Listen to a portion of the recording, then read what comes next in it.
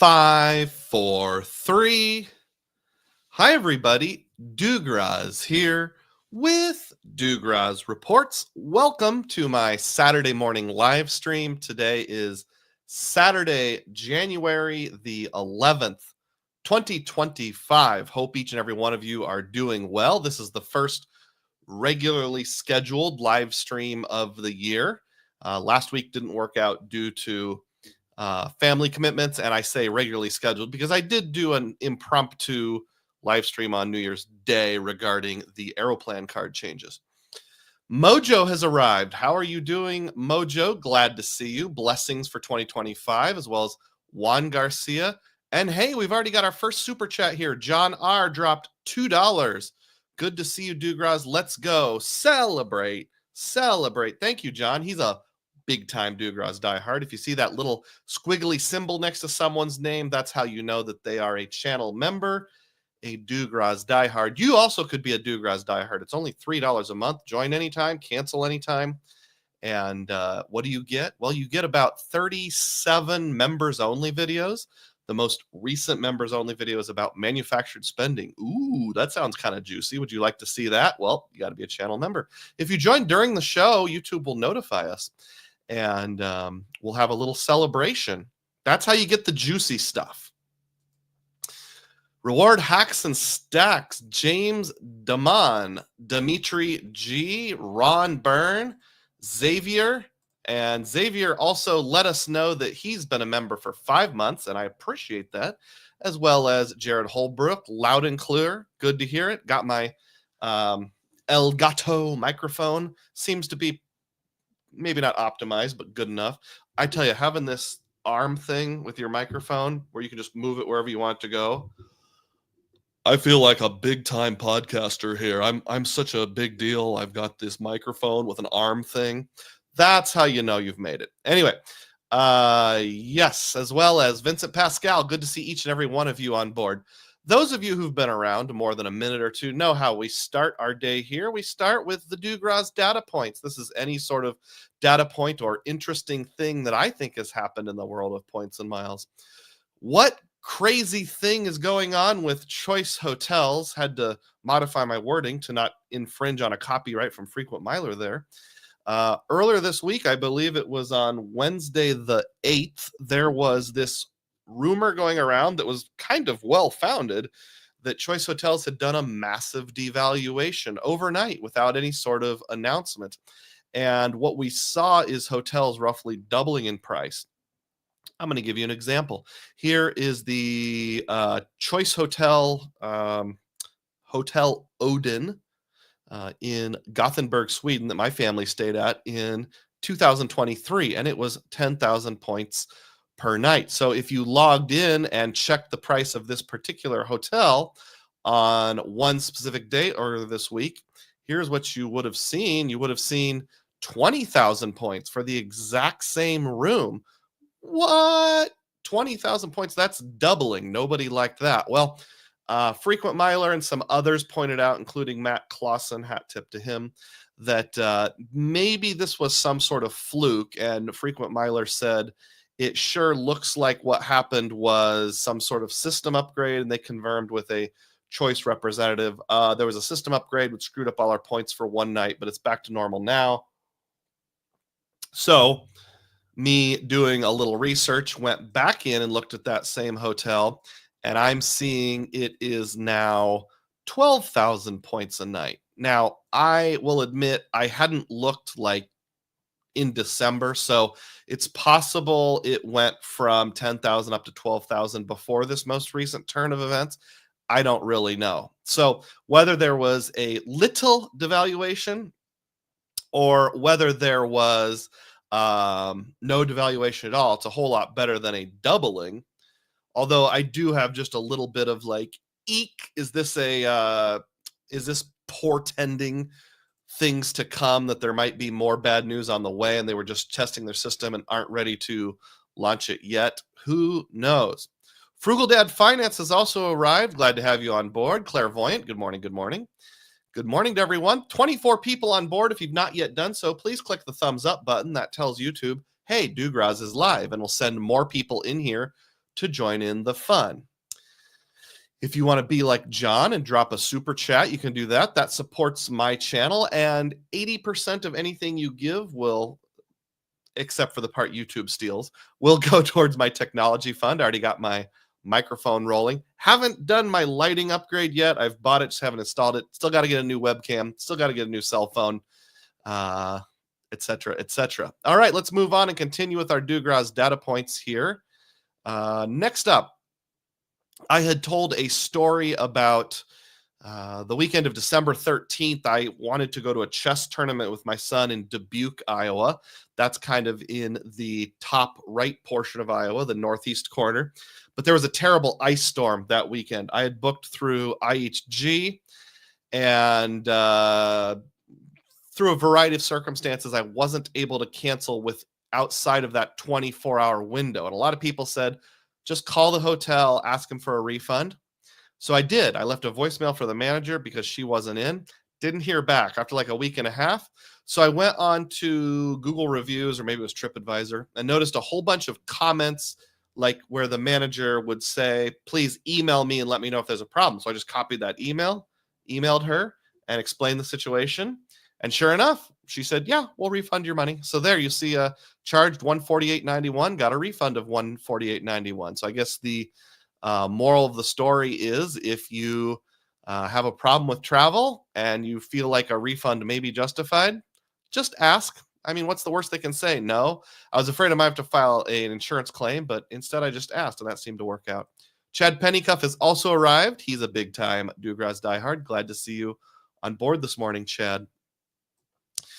YouTube suggests member shout-outs, so I'm going to go with that suggestion. Today we have Flyin' Ryan, who has made over 100 comments, and Vicky Arnold, who has made at least 81 comments. So thank you to Ryan and Vicky for being frequent commenters. If you don't get on this list, please don't feel slighted. It's just, I don't know, YouTube just randomly picks some people in the studio every week that it thinks I should give a shout out to. Andrew Beach has arrived and says, click that thumbs up button, people. Thank you, Andrew. I appreciate that. I have not yet said what we're going to be talking about today. The theme of the day is, do points dictate where we travel? Or maybe a better way of saying it is, do you think of the redemption and then plan your travel around it? Or do you think of your travel and then find a redemption that fits? That's kind of a good hypothetical topic today. Ron Burns says, I had the same thing with Hyatt. The term said no refund, but I asked and got the points refunded for the booking. Yeah, awesome, Ron. Never hurts to ask. All right, so what do we have up next? Let's find out. We're going to talk about Aeroplan some. Not a lot. Don't worry, it's not going to be an Aeroplan-dominated topic, but I like Aeroplan, so I talk about it. Pardon me. Need to mute. Hopefully this works.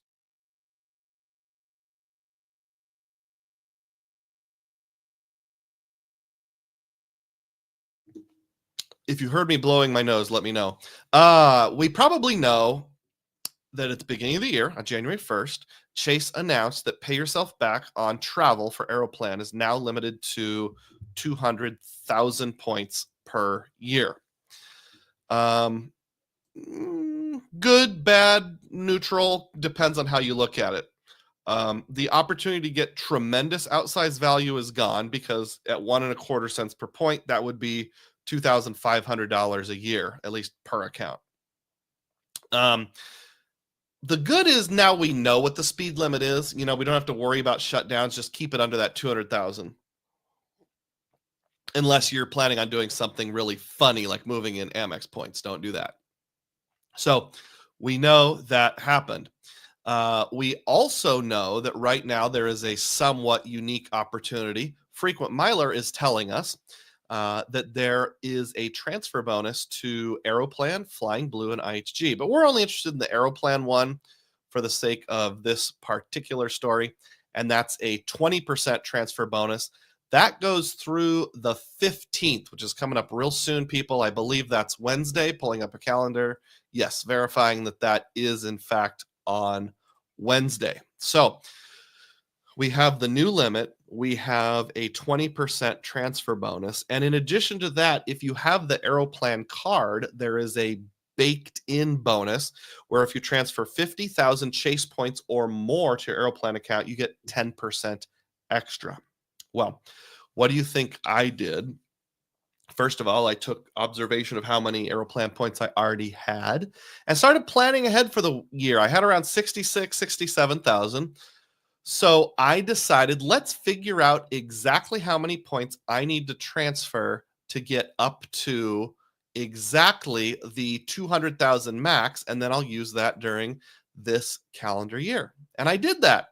So you can see down here, back on the 3rd, I transferred over, I sent 103,000 Chase points from Chase over to Aeroplan. And I got a 20% transfer bonus, which was 20,000 and change. And then I got the built-in Aeroplan bonus of 10,000 and change. So I have now transferred over the amount of Aeroplan points that I needed. And let's just double check my math. There it is. So I now have 202,000 Aeroplan points, which is the maximum I can use for pay myself back in the remainder of this particular calendar year. So I will get my full 2,500 points worth of pay myself back on Aeroplan this year. John said the muting worked. Glad to hear it. Andrew says, I planned travel, then the redemption. For example, I'm going to Munich for Oktoberfest. Then I will book airfare and accommodations. Awesome. Let's talk about that a little later. Manuel Jimenez says, I find calling the hotels the best solution for last-minute travel changes. All right. Thank you. Next data point here. Don't know where to go with this one, but I'm going to bring it up anyway. I was at the store the other day and I saw this. That's an actual picture. Zoomed in too much. An actual picture I took of me holding the product. It said, this is an e-gift card. And it says you can buy it just like any other prepaid debit card, $7 purchase fee. And it says scan QR code to add to wallet. And you can use Google Pay, Apple Pay, or Samsung Wallet, and then use it to tap to pay. And what I'm trying to figure out, and I'm asking the community at large, if anybody has a suggestion or a thought process with that, is this hackable? Is there some way we can rack up a whole bunch of points? Now, obviously, let's say you had a card like Aeroplan that gets 3x on groceries, and you want to use it for all your miscellaneous tap to pay. You could buy one of these, just store it on your Apple Pay or Google Pay, and then do your tap to pay when you're out and about. And that would be creative spending. I don't think it would work for manufactured spending, though, because if you're trying to buy a money order, usually you have to type in a PIN number. I don't know of any examples where you can use a debit card as PIN transactions through mobile wallet. Do any of you know of that? Now, admittedly, I've never expressly tried, but I always just assumed, you use Apple Pay, it runs it as mobile wallet. If anybody else knows differently, please speak up and let me know.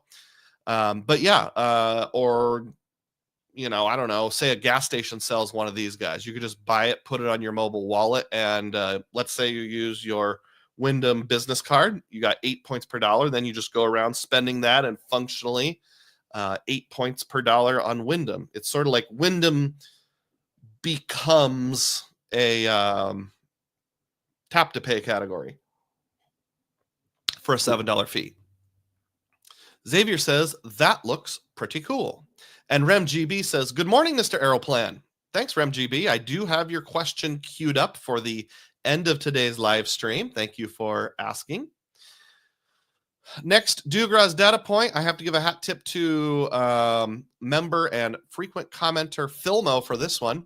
Do you remember that Alaska Airlines had this thing where you joined the wait list for their credit card? You get 500 Alaska miles just for joining the wait list. Well, that posted just 2 days ago. So you can see here on my Alaska account, special services premium card registration, 500 miles. So 500 free Alaska miles.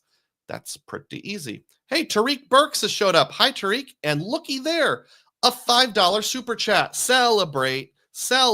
Thank you so much, Tariq. I really appreciate that. Thank you for your patronage. That will go towards my tech fund. Speaking of Alaska, I had a unpleasant thing happen. Not their fault, but I got an email from Alaska Airlines. Those of you who follow me pretty regularly will know that a couple months ago, I did the trick of Amex to Hawaii, Hawaii to Alaska to book flights on Condor Airlines through Alaska's reward program to fly from Frankfurt, Germany to Minneapolis so that when I take my summer vacation in Europe, my family can come home in luxury. But the email says, "Hello, Douglas. We apologize that due to operational needs, we have made some changes to our flight schedule which affect your upcoming trip." And what they did is they pushed my flight back a day. So, like, instead of being on the 12th, it's now on the 13th, which doesn't work very well for our schedule. We kind of need to get home promptly for my son's football camp. But in addition to that, no more direct route. So instead of Condor flying directly from Frankfurt to Minneapolis, now they've got me routing from Frankfurt to Seattle and then Seattle backwards to Minneapolis on Alaska. And I'm like, what? Why would you do this to me? Well, it's not Alaska's fault in any way. It's a business decision. So here is a news article, hat tip to the Minneapolis Star Tribune. Minneapolis loses 2 German airlines, gains another. Condor exits Minneapolis-St. Paul due to a court ruling while Lufthansa hands it over to subsidiary in 2025. And basically, Condor is going to run out their flights to Minneapolis for the next 3 or 4 months, and then they're just done. They don't fly to Minneapolis anymore. There's some budget subsidiary of Lufthansa called Discover. I've never heard of them as an airline, but yeah. So the reason why Alaska changed me is because that route was straight up dropped. Xavier says he got his 500 Alaska miles, and Manuel Jimenez did as well. Awesome. Glad that is posting for everyone. So I don't get to fly on Condor. So I am kind of sort of scrambling to come up with an alternative, and we'll see what happens. Now, I was waiting to get through about January 6th, 7th, 8th because I knew that's the busy time of year. Now I'm going to call Alaska and just say, what are my options? Now, this might actually work out to be a boon for me because I know, like, when this happened with KLM and Air France 2 years ago, basically it opened the door to me and they said, you just find any award flight and we'll rebook you on it, even if the points are more. So this was around 67,000 points per person. So maybe there's a Aer Lingus flight for 200,000 points I can get on by paying no additional points. Now, that was a little different because, Air France and KLM and Delta are kind of married at the hip, whereas this is a partner booking. So I don't know what Alaska will do for me. If anybody's been in that situation before, how generous is Alaska at rebooking you on a different partner when you have to make a change through no fault of your own? Couldn't I fly Fra to Ord? That'd be Frankfurt to Chicago. That's a good thought, Andrew. I don't like the idea of flying into Chicago. Minneapolis is about a 3-hour drive. Chicago is about double that. We'll get into that later. How about that? Clairvoyant says, does anybody know the reconsideration line for Bank of America and their Alaskan Airlines business card? I don't have that offhand. I apologize. Sometimes just Google reconsideration line Bank of America credit cards and see what it comes up with. 35 people on board. I hope you've clicked the thumbs up button. If not, please do so. That'll drive more people in and we can continue the conversation and make me more big time. All right. This is just fun. Every once in a while, I want to include something just for fun. I was looking at various Hiltons and it will list the features of the hotels.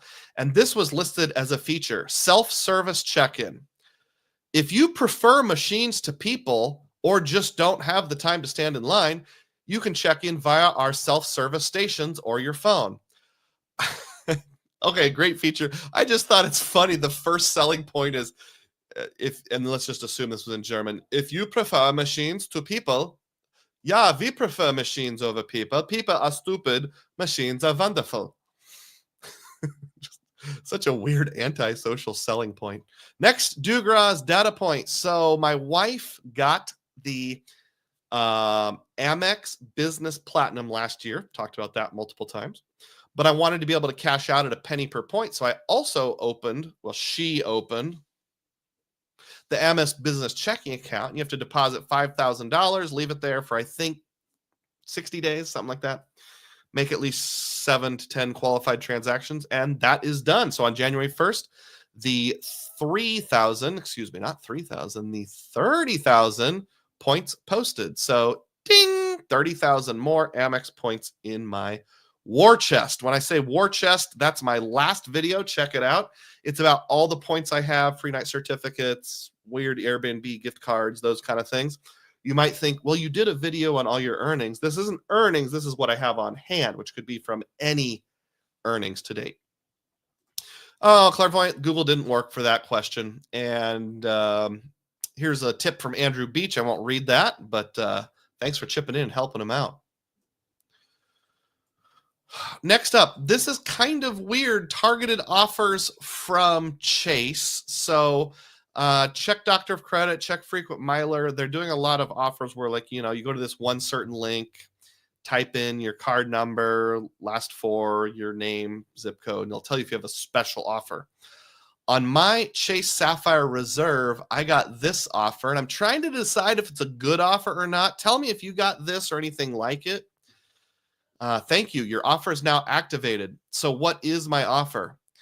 Book now through January 31st, and you'll earn 10,000 bonus points for purchasing a hotel stay.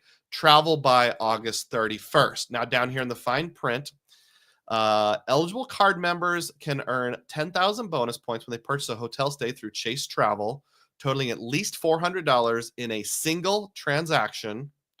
Book by January 31st, travel by August 31st. So would you do this? Well, if it fit perfectly, maybe.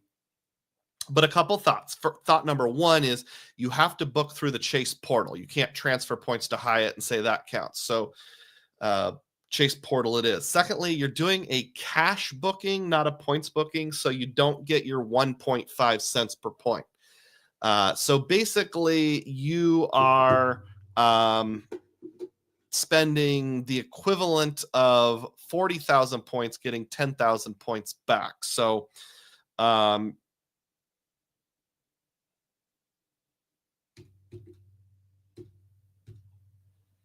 doing some math here, folks. Please hold. I think that's a 1.25 equivalent. Am I right? Why is my brain working so badly? No, it's more than that. It's like 1.33333. Yeah. So if you take 30,000 points, which will be, net what you get, $40,400, however you want to think about it, minus the 10,000 free points, you're netting 30,000 points, and then take that times 1.33333. So I don't know if that's actually a good offer, because I actually get 1.5 if I just use my points versus functionally cashing out. So yeah, I don't think it's a great offer, but if someone can think of any kind of hackability, let me know on that one.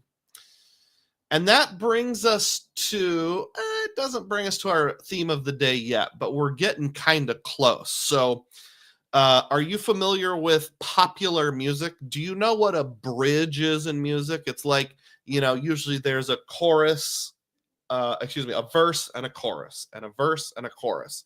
And then sometimes they'll have this whole other third thing called a bridge that sort of like leads you from one section of song into the other. I can't think of a single example, but they're in there. We're going to do a bridge right now, where we're going to do something that is both a Dugroz data point and leads us into our next topic. But before I do, the man himself has arrived, Cesar Joel, my brother from another mother, mi hermano. Good to see you, Cesar. Thanks for being here today. Where am I? Ink train still chugging. So I have reached the point in the year for a couple different reasons where it's time to apply for another ink card. This one is with player 2. I know there have been data points out there about a pullback on the inks, but hey, it worked for us. So player 2 got approved just yesterday for an ink unlimited from Chase. And it was an instant approval. There was no recon. There was no, we're thinking it over. It was like, click the button, waited a few minutes, and bing, she was approved. So just to give you the important stats here, we have a Chase Ink Unlimited from player 2. Going into this, she was at 224 and 0 new cards in the last 90 days. She did have 2 prior ink cards. One was closed. One is still open. There's been a lot of talk about, like, once you max out with your 3 ink cards, they're not going to let you have another one. I don't know if that's true or not because she was at 2. Maybe it'll be harder next time. $5,000 credit limit was granted. That's kind of meh. I was hoping it'd be more than that for 2 reasons. One is it's a little easier to get the sign-up bonus that way. But more importantly, it does give you 0% interest rate for a year. Even though the graphic says 17.4, that's the regular one. 0% APR for 12 months. We have some purchases coming up that are maybe a little larger that would sure be nice to spread out over a year, but we'll deal with it. They might let her transfer some credit from her ink preferred to this one, although I don't know if they'll let me take that ink preferred below $3,000 of credit limit, because that might be what you have to have for a Visa signature. I'm not 100% on that. On the application, she has $4,000 of expected business income. It is a legitimate business-ish. I mean, she does sell used books. $4,000 is kind of just hoping what the total of everything might get up to. Kind of a side hustle. It's not anywhere close to that right now. So maybe there's some wishful thinking there, but if we add in garage sales and everything else and selling old junk for family members, maybe 4,000. That's what we put in the application. So to get the bonus, got to have $6,000 in spend over the next 3 months, and we will be awarded 75,000 ultimate rewards.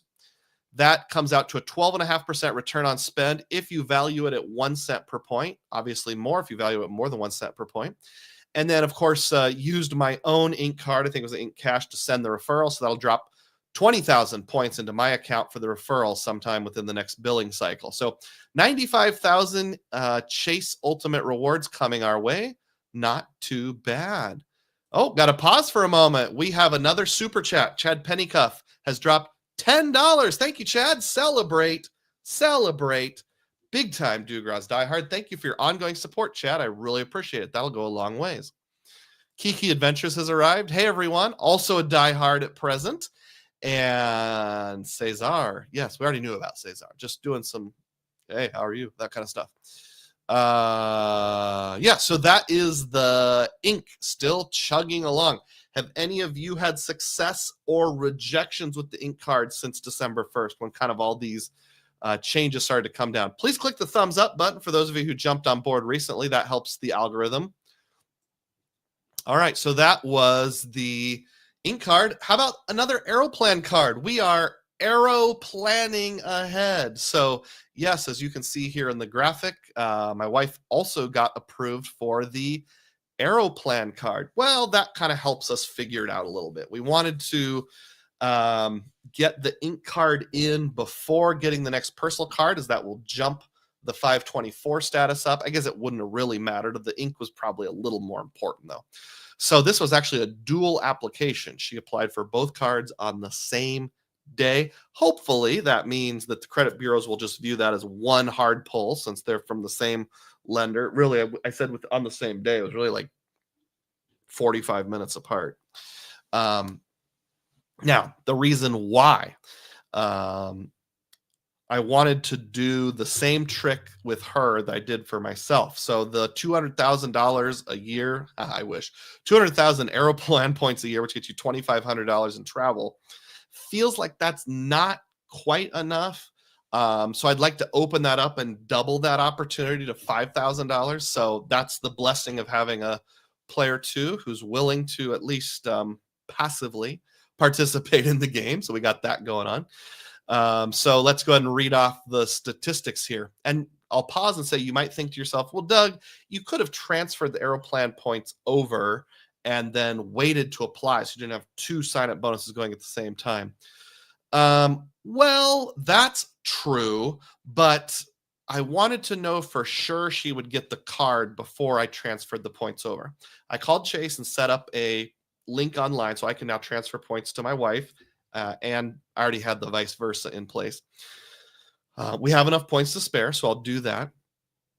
So with that in mind, the reason why I wanted to know in advance is because I definitely didn't want to drop 120, 150,000 Aeroplan points over in her Aeroplan account if she couldn't use pay yourself back. I'm not going to be doing that many Aeroplan flights. Then those points would just be stranded.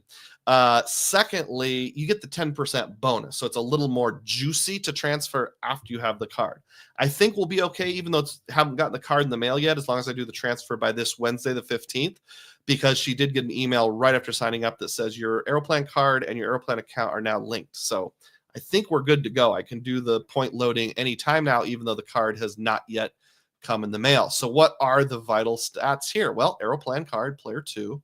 The Aeroplan card does not have a refer a friend link. Thank you for those who have asked me. So support Frequent Miler, a big time blogger that you like. I went to Frequent Milers and used their affiliate link. Again, she was at 224 coming into this. Now she will be at 324. 0 applications, 0 hard pulls at least. Within the last 90 days, I think 0 hard pulls. Yeah, 0 within the last 90 days. The last was the Hawaiian card, and that was just over 90 days ago. Got an $11,200 limit. So interesting, they gave her personal side more than double the limit of the business side. To get the sign-up bonus, it's a 2-tranche sign-up bonus. Spend $4,000 in the first 3 months, get 75,000 Aeroplan points. If you value that at 1 cent per point, that's a 12.5% return on spend. Did I do that right? I don't think I did that right. I think I just copied that from the previous one. 400 divided into, or excuse me, $750 divided into $4,000. No, this is like an 18.75% return on spend. My bad.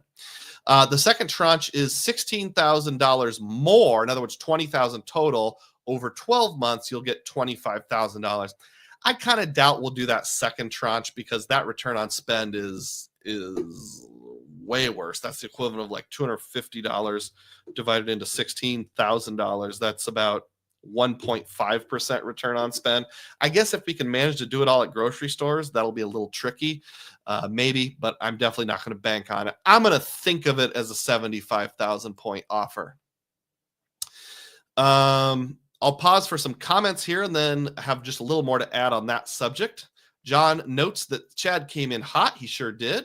Some people saying hi to each other. And then Chad says they seriously nerfed Aeroplan Pay Yourself Back.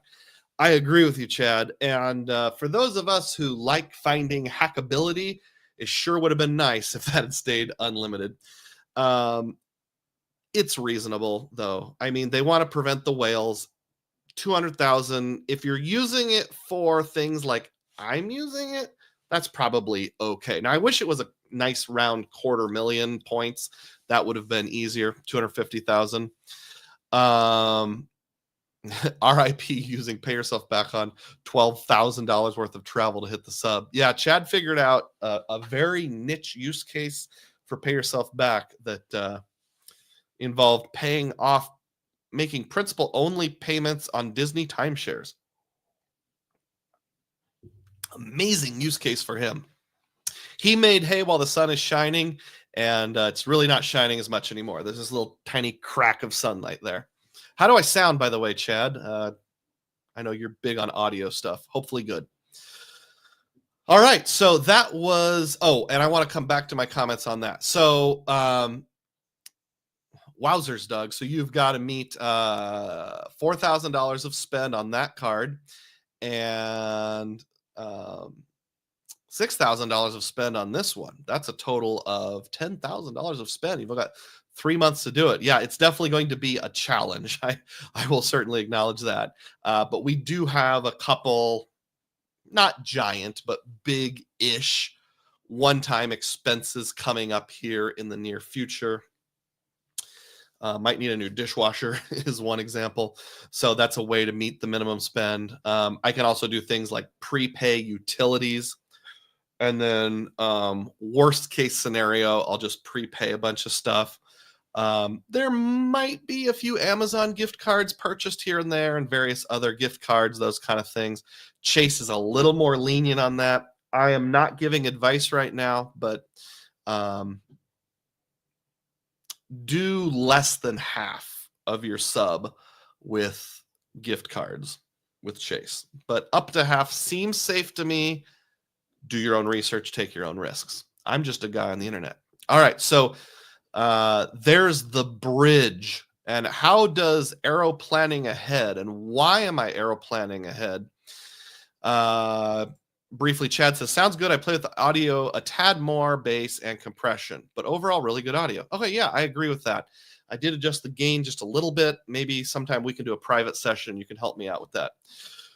My deep bass voice is not coming through. I actually did a test run and was like, why doesn't this sound as good as other people? And then I realized, oh, maybe I just have a nerdy voice. Maybe that's what it is. Anyway, nobody seems to be complaining. So why did I talk about Aeroplanning ahead? Aeroplan, pay yourself back, which is my one and only use case, shines brightest when it's used for the types of things that are hard to pay for with points and miles. So like when we took a boat tour in Sweden, put it on the Aeroplan card, boom, paid myself back. In Washington, D.C., we took a Viator tour with an electric cart and guide, worth every penny, like $400. Aeroplan card, boom, pay myself back. The Hoover Dam, the dam itself, as well as the dam parking lot, both coded as travel, boom, paid myself back. So I did a poll yesterday and asked this question, which makes for a better live stream topic? Redemptions fitting our plans versus plans fitting the redemption, and Aeroplanning ahead. Redemptions fitting our plans versus plans fitting redemption won handily, 83% to 17%. So that's how I'm going. But I'm sprinkling in a little bit of Aeroplanning ahead. When you travel, not everything fits in a nice, tidy basket. So in an ideal world, here's how your travel would work out. You would transfer your Amex points over to ANA and book round trip to Europe and back for 88,000 points in business class per person. You found availability and it goes to the exact city you want to go to. Got a family of 4 like me? You found 4 seats all in the same flight. It's a miracle. It worked. When you land in, let's just say, I don't know, I was going to say Czechoslovakia, but that's not even a real country anymore. You land in Czechia and you go to the exact city you want to go to. No layover needed. You don't even have to take a repositioning flight. There is a perfectly cromulent Hyatt Regency right in the middle of town. 18,000 points per night. And you're able to get 2 rooms right next to each other, connecting rooms. It's perfect. So you've used your Amex for your ANA. Everything worked out great. You used your Hyatt for your lodging. Awesome. Somehow you're able to book a rental car for 3 days where you take an excursion out into the mountains of Czechia. And you've got your U.S. Bank Altitude Reserve and you saved up the exact right amount of points to pay yourself back plus the deposit. Works perfectly. You managed to get Globalist, so you get your breakfast for free.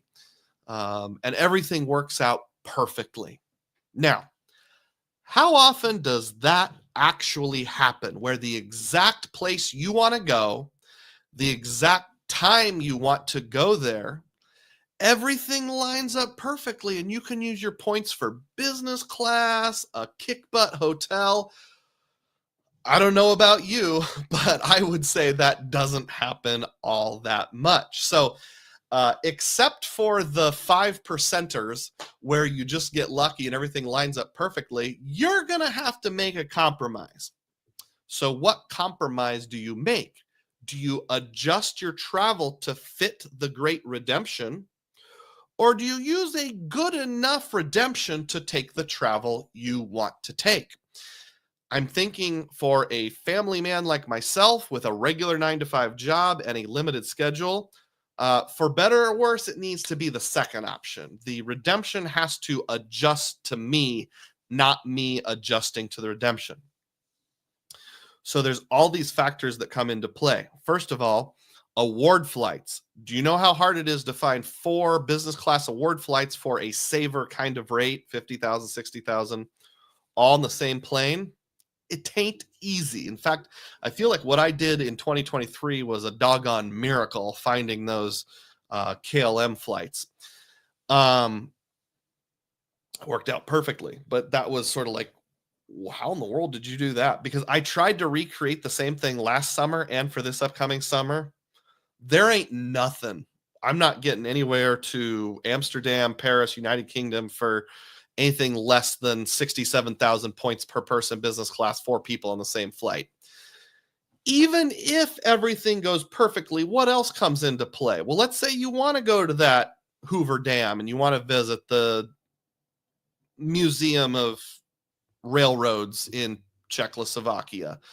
First of all, you don't know this code is travel, but if it does, how are you going to pay for that with your Amex points? How are you going to pay for that with your Chase points? Well, Aeroplan is one option, and you're not getting that outsized value of 5, 7, 10 cents per point, but you're getting a solid 1.625 cents per point, which I've detailed many times. So just go back and watch like my original Aeroplan video if you're not sure what I'm talking about, the 1.625. So we need to figure out how we're going to pay for things with points and miles.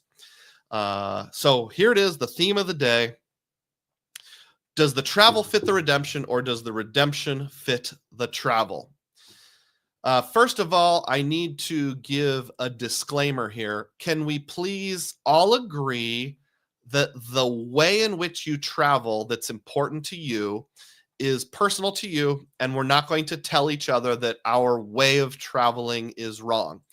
Let me give a couple examples here. So like, my wife does not like going through airport security at all. So I do everything I can to plan as many direct flights as possible and avoid repositioning flights. I think I'm going to have to do some repositioning flights, but like, I even thought to myself, well, maybe I should fly from Des Moines to Minneapolis. I can get like a 5,000 point cheap flight on Delta through KLM.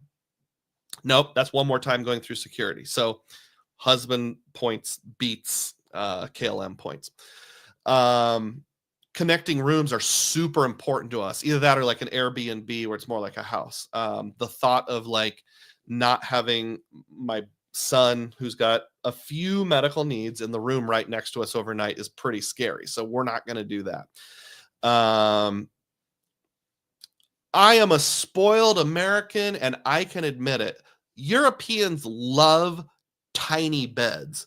So if you say we're booking accommodations for 4 people, what they think that means is, oh, so you can be just fine with 2 full-size mattresses.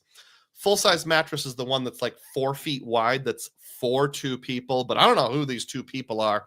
I think we would kill each other, and my boys would kill each other too, and my boys flop around, so it's not going to be Debbie with one of them and me with the other one of them, unless it's a king-size bed. That's the only way that's working. So Debbie and I have to have at least an American queen or equivalent, preferably a king, and the boys need to have separate beds. So we're always talking 2 rooms. Other people will have things like, you know, I don't know. I only fly business class. I never fly coach. So whatever your rules are, that's okay. But every rule you add makes it a little bit harder. So I don't have much of a slideshow going, but I have a little bit of a slideshow here. So just a few things to think of. This is more of a stream of consciousness live stream. I hope you're okay with it. Some people really like that. Some people like the really polished stuff. This is as polished as it gets today, folks.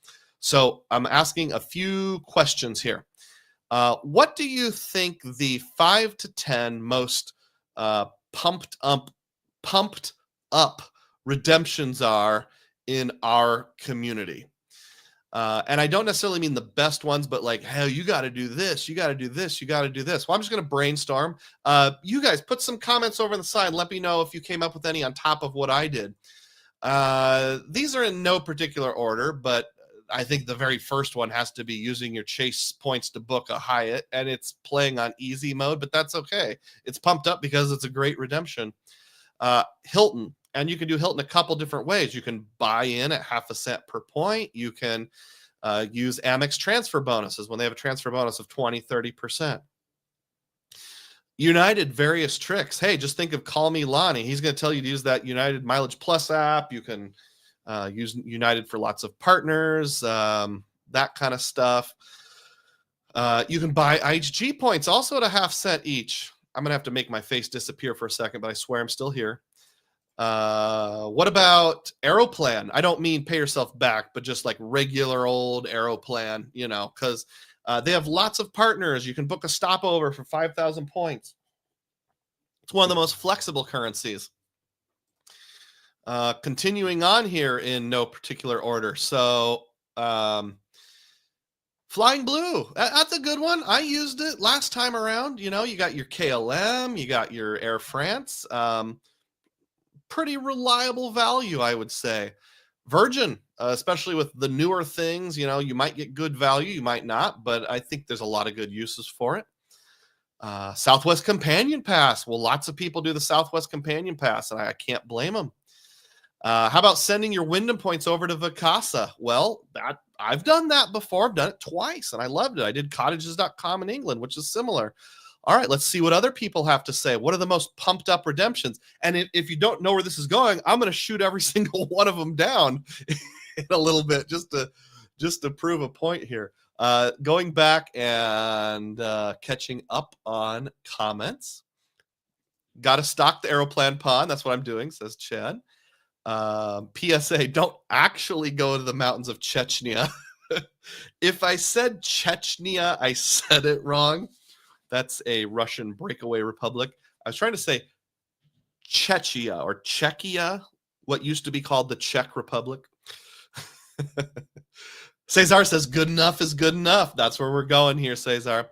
Chris Sevy says, long-term, the U.S. Bank Altitude Reserve, better than pay yourself back. Even at a 3% statement credit, is the ink train that powerful? That's kind of a topic for another day, Chris, although it's a great question. The limitation to the Altitude Reserve is it's hard to get lots of points quickly. I'm going to earn 95,000 Chase Ultimate rewards in 3 months. Once you get the sign-up bonus on the Altitude Reserve, getting $3.50 Casey slice of pizza and using your Altitude Reserve is going to take a while to build up some meaningful points. Ron Burns says, AA, which partners to Alaska, has business from Frankfurt to Charlotte to Minneapolis for $69.5 on 6/10/25. Yep, I'm looking up every single possibility, but thank you, Ron. That is a good one. John says, I agree, Dugroz. Everyone's different. It's cringe when I see anyone telling anyone else, hey, you're doing it wrong. Oh, that bugs me too.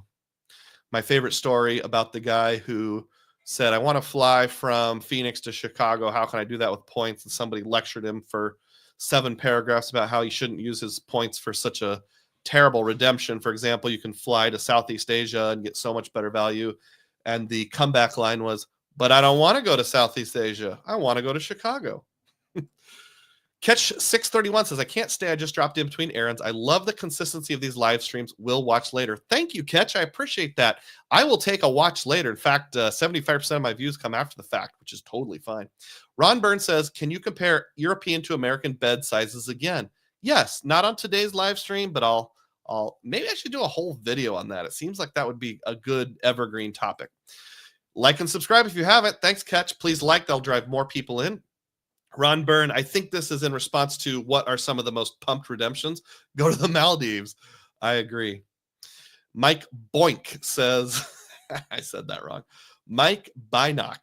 It is slowing down, but Turkish miles to fly to Hawaii for 12,000 or whatever it is now. Yes. And also Mike says Chase too high. It was my first thought. Joe Barreto has arrived. What's up, Dugroz? Hope all is well. Thanks for being here, Joe. Free cruises using casino stats, another one. I've done one. Not a bad idea. Joe reminds everyone to hit the like button also. So I listed off a whole bunch of thoughts and reasons about what the most pumped up redemptions are. Let's take a look at the map. So this is Europe. You may have heard of it. And that's where my family's going. Where would I like to go? Well, I would like to go to Central Europe, and specifically, see this place where Germany, Switzerland, Austria all kind of come together? And there's this little tiny country called Liechtenstein. Right above it, there is the town of Feldkirch. It's right here. And that is where my family ancestry is from. So my paternal grandmother, her maiden name is Shay. It's not spelled S-H-A-Y. It's spelled S-H-O-E-C-H, but it's pronounced Shay. And my ancestor is named Gerhard Shay, and in the 1800s, he immigrated from this town, Feldkirch, to America. So that's where my roots are, and I'd really like to go there. In fact, I think I have a picture of my ancestor somewhere. Let's see if I can find it. There he is. So there's my great grandpa Gerhard Shay hanging out in Feldkirch, Austria back in the day. I mean, their cameras were pretty good. Chris says the audio seems to be unbalanced. Left is significantly lower than the right. I'm sorry about that. I don't know how to adjust that, but I'll keep that in mind. The hills are alive with the sound of Dugroz. So I'm hoping I can go there and walk around, and somebody will say, "You look just like someone that I used to know. Are you related to the Shea family?" Joe says, that area is beautiful. I went to Liechtenstein last year. So that's where I would like to go. And then back to the map here. So there's a couple different places that I thought about. If you go up here, you are in Austria, go just around the corner, you'll find this little town called Landau, not to be confused with Lando Calrissian, and a whole big town. But the good part of the town here is on an island, and this island is just amazing. So let's look around just a little bit here with Google Maps and see what we can see. Look at that. Look at that cool building. Oh, I thought this was Street View. Well, regardless, it does look very cool. So I would love to go there. Let's ask for some nearby hotels and see what we got here. And I only want hotels that are on the island. Let's look at this list that's up here on the left-hand side. We've got, make it just slightly larger here. We've got the Bayerschhof, the Ramdugen Seagarten, the Yacht Hotel, the Hotel Engel, Linderhof, Giesenhof, Claudia Ganvamper, Gottny Varika, Seorsi, Judith Kleiner, some Airbnb, not Airbnbs, a Fairbnb, a bunch of other names, Premier Hotel. Oh, is that like part of a collection of some? No, it's not. It's not a Hyatt. It's not a Hilton. It's not anything. The Bad Schleden. You know what I'm not seeing on this list here? I'm not seeing any Hiltons. I'm not seeing any Hyatts. I'm not seeing any Marriotts. I'm not seeing any Wyndhams. I'm not even seeing a Best Western. So if you want to go to Landau, none of those tricks are going to work. Let's go around the corner here. Let's go to Feldkirch, where my ancestor Joseph is from. Excuse me, Gerhard, not Joseph. We'll click on the park here in the middle of town, find the nearby hotels. Let's see what we got. Interestingly, there is a Best Western, but other than that, we've got a Command, a Firmament, a Weiss Kraus, a Gutwinski, a Blautross, Lawrence Hotel, Montfort. You know what I'm not seeing? I'm not seeing a single Hilton. I'm not seeing a single Hyatt. I'm not seeing a single Marriott. I am a little weirded out that there is a Best Western, and it's got, well, pretty good reviews, 4.3 stars. You could get in the Best Western rewards program, but you know how many people I hear talking about the Best Western rewards program? Not a whole lot. So let's go back over here. How many of these programs are going to help me stay in Landau or Feldkirch? None. How about these guys right here? How many of these programs are going to help me stay in Feldkirch or Landau? None. Not a single one. So you want to do something else a little interesting here? Let's look at Hilton. Let's just type in Landau here, part of the Rhineland. Pick a random date or two here and find the hotels. And let's just take a look at the map and see what we got. See how this is going to help out. I think we got the wrong part of Germany. That's okay. I can reposition the map here. Sorry, folks. We are over here, right here. All right. Do you see all the Hiltons? There's literally not a single one on the map. Where's this one? Davos, Hilton Garden Inn, Davos. Whoops. No, I just wanted to see you on the map. It's way down here. You could make that work, but that's kind of far away. So I also looked at this hotel. That town is a ski resort, and going in the summer, there is nothing to do. So, yeah, Hiltons aren't going to do a whole lot of good. How about I go to one of my favorite bookmarks over here and pull up the Hyatts? Every Hyatt hotel. I thought I'd saved this one, but maybe I didn't. Now it looks at first like there's a whole bunch, but that's because you got all these Mr. Mrs. Smiths baked in. So let's leave off the category 7 and 8s and see what happens here. A lot fewer results. There's not a single one in Liechtenstein, Landau, Feldkirch. The closest one is Me and All Hotels. Notice how there's not a points category. It doesn't have any standard rooms available. This one I checked out. Again, a ski resort in the middle of nowhere.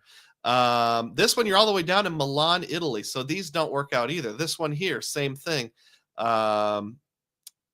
Linder Park Hotel. Yeah, that was the ski resort one. Otherwise, you're all the way over here at the Zurich Airport Hotel, which is a very nice Hyatt place. But interestingly, they didn't have free breakfast, not even for members. So what I'm trying to get at is if you're going to book these, you know what you got to do. You are going to have to be using independent private hotels. So you have to figure out a way to do that. Now, I would also like to give a little bit of a hat tip here to a fellow content creator, Mike from What's the Points. Look for a YouTube video with this particular logo called Hoard Your Points. I'll put a link down in the description box. And somebody left a comment on his video recently that I thought was very interesting. And the comment went like this: the thing you said about redemptions fitting our plans versus our plans fitting the redemptions, good stuff. Oh, hey, I was the person who made that comment. Even though the purpose of his video wasn't to talk about exactly what I'm going over, he was saying sometimes you have to hoard your points because you might need a big redemption in the future, much like I'm hoarding Aeroplan points. I do need to pause for just a moment here. Tom Graber dropped a $5 super chat. Thank you, Tom. Celebrate. I really appreciate your patronage. So now that I've proven it's really hard to do, I need help from you guys. What should I do? So as of right now, obviously I can make lots and lots of changes. I have actually bailed on this idea of going to my homeland, and instead I'm going to go all the way to the wrong side of Austria. So Feldkirch is over here in the westernmost peninsula. Over here we have the capital of Austria. Now, because this is a bigger city, Vienna, there's a lot of stuff going on. So the 10 different hotels there, I have booked temporarily this one, the Hilton Vienna Park, which looks like a really nice hotel. It's in, the middle of town. You can look out the window and see a church. It's got the things I want. Pardon me. It's got connecting rooms. It's got 2 twin beds for the boys. It's got a king room for Debbie and I. Perfect. It's just in the wrong place. So the point redemption is meh. It's like right at half a cent per point, which is pretty standard for Hilton. It's not good. It's not bad. I apologize, folks. My back is kind of hurting, so I'm going to stand up here. I do have a sit-stand desk, so I'm going to engage standing mode here.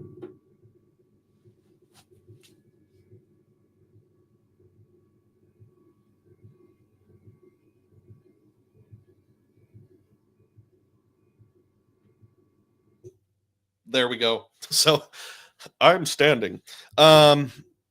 So yeah, I'm not exactly sure what I should be doing. Should I give up on visiting my homeland? Because it gets expensive if I want to go there. Joe Barreto, if you're still on board, you said Liechtenstein is beautiful. Tell me what you did. How did you make it work? John says, hello, Papa. Stacy's Travel Points. I don't think we've met, Stacy. Good to see you. Do you have a YouTube channel? If free, feel free to, if so, feel free to give a one sentence description here. Love history trips. Stacy says, I'm having the same problem for Switzerland. Barely any major brands. I know, right? Like I wanted to fly out of Zurich on the way back home, and I think I'm going to have to bail on that because it's like, you know, the best Hilton I found was like in a suburb way outside of Zurich, which had connecting rooms and breakfast, but there's like a Burger King across the street. It's not that historic. Now, admittedly, you could ride the tram into town, but it's like 45 minutes every day. Same thing I'm doing in England, whereas I couldn't find the hotel I wanted in Edinburgh, Scotland. So we're staying in Glasgow and we're going to take the train over for one day. Ian says, sorry, I missed it. That's okay. We're doing good. Still got a lot of content left. Filmo says, get the Weisterkraut credit card. Not sure if that's a joke. I'm sure it's a joke. I just don't know if it's a real card or not. Tom, yes, we already did that. Thank you, Tom, for the $5. Jared Holbook says, if you book something independent in the Chase portal before January 31st, you can get that 10,000 point offer. Well, if it's in the Chase portal, I can also just use my Chase points, but that's true. Moving on up. Can you day trip to the homeland? I thought of that. So Vienna to Feldkirch is a 6 to 6.5 hour train ride one way. Ugh. If it was 1 or 2 or 3 hours, I might do it. Here's another travel preference that would drive my family batty. I don't mind changing hotels frequently. They don't like it. Now they have a good point, because what do you do with your luggage? Like, let's say we hypothetically, this would work out geographically. Let's go to the map here. I hope some of you love geography as much as I do. So let's just say we're going to start our vacation in England, and then we're going to fly into Vienna, hypothetically. Spend maybe 2 days there, then take that 6-hour train ride over here to Feldkirch. And then we're going to continue on to Zurich, which isn't too much further, and fly back to America from Zurich, hypothetically. That means you have to carry your bags with you from Vienna to Feldkirch, check into a new hotel, ick. Carry your bags with you, check into Zurich, ick. I would much rather just fly into Zurich, day trip over, day back. But like, was it Lisa, my new friend, said, there's just not much around there. There's one way out in the suburbs. There's a very nice Hyatt place at the Zurich airport, but then you're 45 minutes outside of town. You're not right in the middle of the heart of town.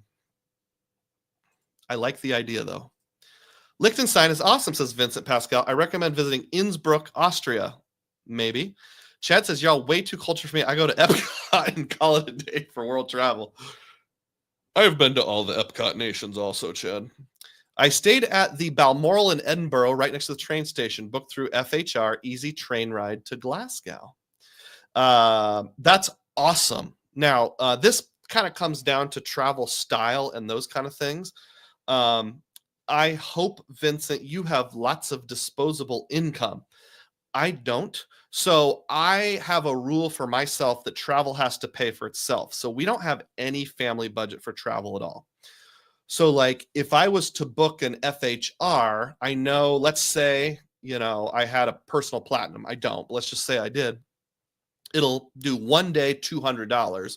Well, where's the rest of it come from? I got to pay for it somehow. And I only got about $600 in my travel savings account. That's going to dwindle down real fast. Now I can cash out penny points. I like to use my money a little more efficiently than that. Luke has arrived here. Speaking of high rollers, just kidding, mostly. Listening while I shovel snow. Tomorrow it will be 80 degrees. Now there's a guy who likes to travel where he wants to go. So Luke, what do you think? Do you adjust your travel to fit the redemption, or do you adjust the redemption to fit your travel? I'm south of you in Knoxville and got to push my minivan up an icy hill this morning. Ooh. Are you stuck with Hilton? I've been investigating a core with my Capital One points. I'm not stuck with Hilton. I love Hilton because of the guaranteed connecting rooms and the gold status with a guaranteed free breakfast. Breakfast is really expensive if you have to pay for it with a couple of 16-year-old boys. When we went to Washington, D.C., I stayed at an IHG Intercontinental, and I had enough status to get me an upgrade, but not enough status to get me free breakfast. We spent more money. Now, I used the Aeroplan trick, but we spent more on breakfast than we did on attractions on that trip. It's expensive. I mean, we're talking $20 to $30 a person. Where was I? I kind of forgot where I was going with this. Yeah, so I'm looking for advice on, what I could do. So I do have another trick up my sleeve, kind of, sort of, and I need to open a file here to show you a picture.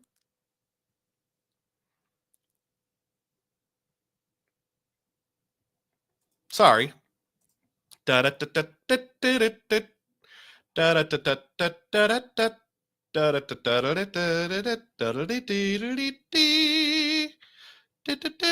oh, I opened the wrong file. I'm sorry. I'm trying to open a slideshow and I opened the wrong one.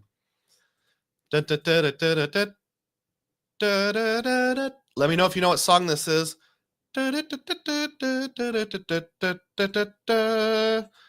And who performed it, or who popularized it.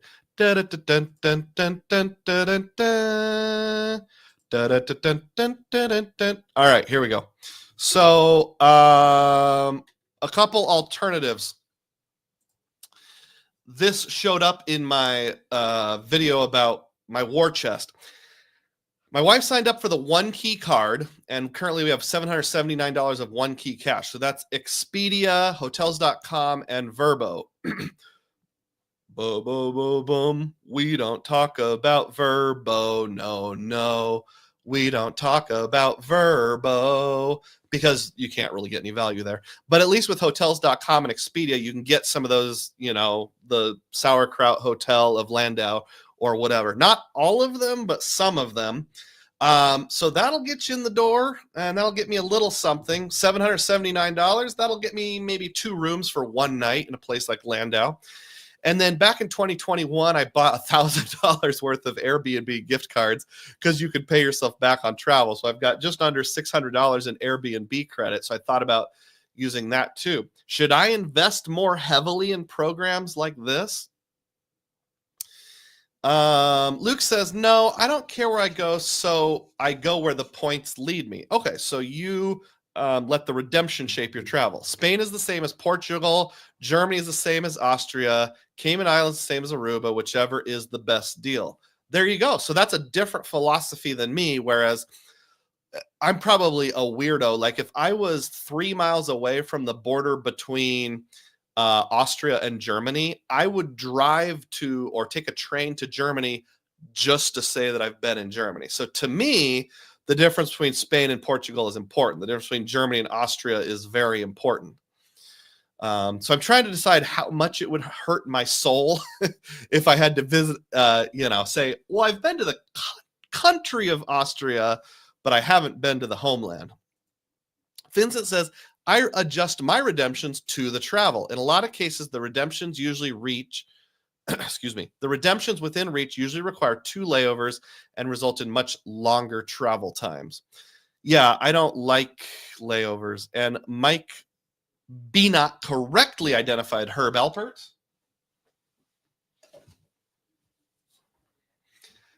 and the Tijuana Brass as the Spanish Flea song. It's not on that particular record, but same artist.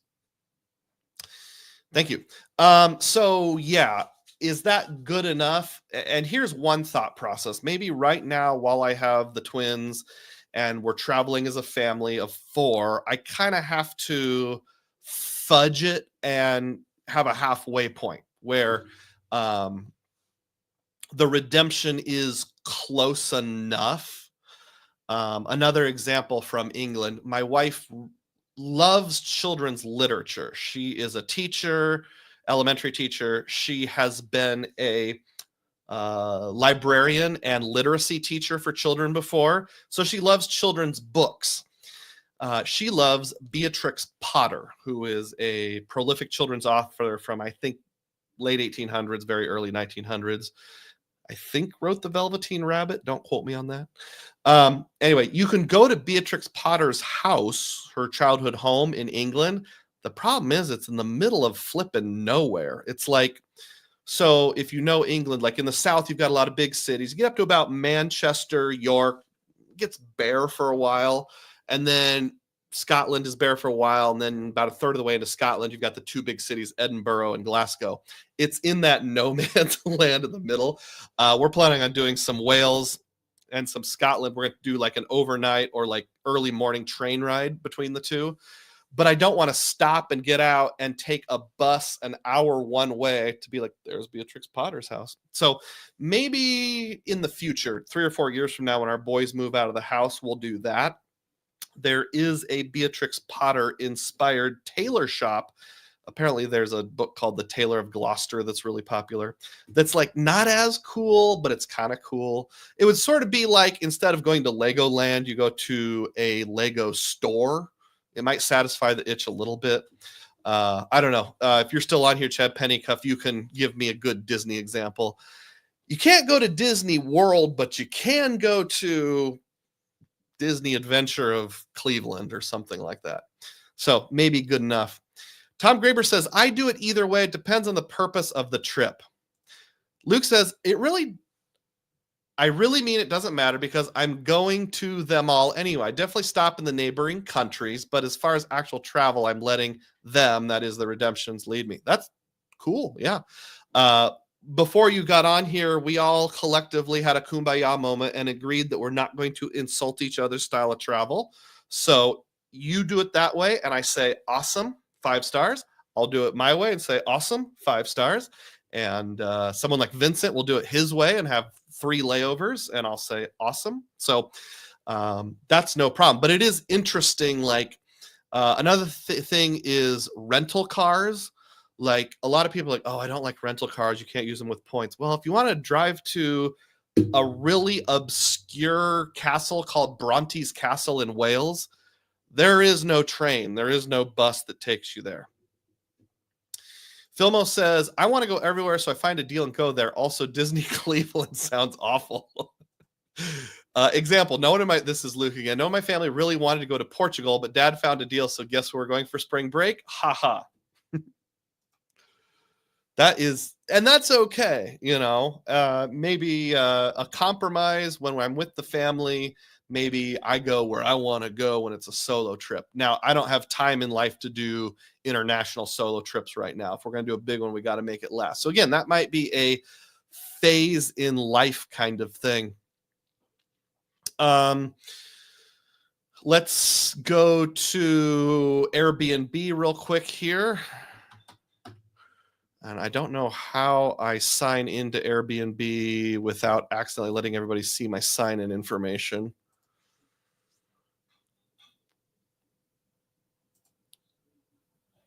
All right. If I accidentally show you, can you promise not to steal my identity? Everybody nod. Okay. Thank you. I appreciate that. I just did log in. Why are you not being nice to me? Continue with Google. Choose an account. Dugroz.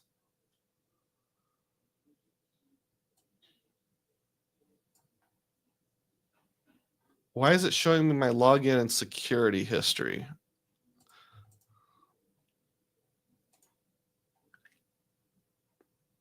Okay, I'm having some sort of problem. Oh well, we're going to do it without logging in. So something else to show you how picky I am, and something that makes this what makes this so difficult here. Here's a bohemian chic villa in Zurich, Switzerland, that's not right in the middle of town, but maybe a 15-minute walk to the middle of town. And I'm like, perfect. We got a bedroom here. Oh, look at that. Break out your accordions. This is perfect. This is my kind of place. All right. Oh, yeah, no problems here. We got a king size bed for mom and dad. We've got a there is going to be a picture here eventually of, like, there you go. Two separate twin beds. There they are. For the boys, this is absolutely going to suit us perfectly. There's a little courtyard. It's very European looking. That's going to make my wife happy. Old books. This is perfect. Boys get separate beds. My wife gets patios and old books. I get the joy of not having to share a bed with my wiggly 16-year-old. Oh man, this place is perfect. But there's always something, isn't there? There's always something. Let's look at this very last line. We would like to mention that the house is situated close to a church. If you are sound and noise sensitive, that might be a disturbing problem. It is a Swiss tradition that church bells ring every hour on the hour, telling us the time. Most of my guests like this. Well, you know what? I would not, because having my sleep interrupted ticks me off so flippin' badly. This place was ruled out. So there's always something that causes problems. It's part of the reason I like Hilton's. They're really predictable. Double animal fries. $2 super chat. Only here for a minute. Thanks for all the wisdom. Awesome. I'll look forward to you catching up later. Thank you so much, double animal fries. What are your deal breakers on vacation, or something that turns a perfect accommodation into a terrible one? Tom Graber says, I don't remember if you have a CSR. I do, but I use mine often to book non-hotel chains. You could probably find something around Feldkirch where you could stay. Should we go out and look right now? Yeah, let's do it. Let's go out and look right now. Let's go to hotels.com, see what we can find. And then I'll assume, I could get the same thing on, again, I'm logged in. So if I accidentally show you something private, please promise not to steal my identity.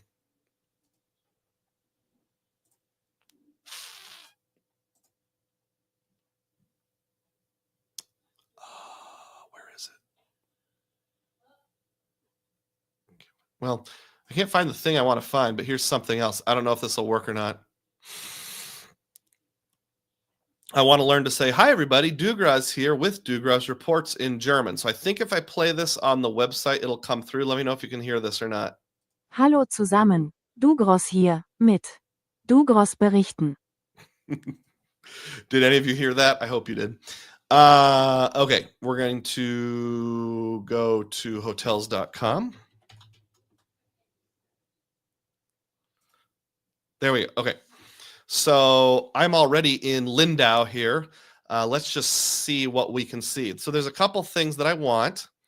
Now this is just one night, so I'd have to think of more than that. 2 travelers, 1 room. We're probably going to need to add another room and do 2 adults there. Most of the time, once you're 16 years old in Europe, it seems like they consider you to be an adult for hotel purposes. I can't afford that much, so let's drop that down a little bit. And then I want to have a refundable, fully refundable. So that will limit the options somewhat. All right, now let's see all these options in a map. Is this showing okay? There we go. It was audible. Great, glad to hear it. Hallo zusammen, Dugroz hier mit Dugroz berachten. All right, I want to be on the island of Lindau, not just near Lindau. So it looks like there's literally only 2 choices. We've got the Hotel Bayerisch Hof, which is going to be $581 for 2 rooms. Or we've got the Hotel Rutemann Seegarten, which is going to be $550 for 2 rooms. And the problem here is you don't have the guaranteed connections. You might be able to do a call up and ask thing. And do any of you have any tips for calling a country where English is not the primary language? I don't speak German. I'm good at pretending to, but I don't. In Sweden, I was just like, as soon as they answered, I'd say, "Hi, do you speak English?" And they always did. But like, how do you ask that without sounding condescending? Like, "Hi, I need to talk to someone about my reservation." Do you just start in English? Do you ask, "Do you speak English?" There was an HIE briefly visible. Not sure how close.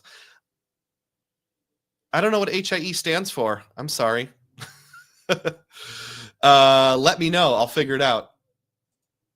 Okay, so we've got, I'll use the 550. That's an easier figure. So 550 times 100 points divided by 1.5. I'd be dropping around 36,700. Let's round that up to 37,000 chase points per night. That's what you would spend at a good Hyatt, right? So that is reasonable if I'm taking the suggestion of using my CSR at 1.5. I won't do it right now, but I'll look around and just see what's available. Let's look at the 551, the Hotel Ruteman Sea Garden, and just see what it's like. It has an 8.6 rating. That's not bad. Looks pretty swank. Let's see if there's anything that says there's a noisy church right across the street. And we have a problem here. The double room. So they are basically saying you are going to share one of these beds. Now, this is that European style where it's like a queen size bed with 2 separate kind of mats. I think that would be problematic. That's how a lot of them are. That's why I keep running into one of the reasons I keep running into problems. Let me try the other one, see what that's like. So there's always going to be a compromise. I accidentally stopped sharing the screen.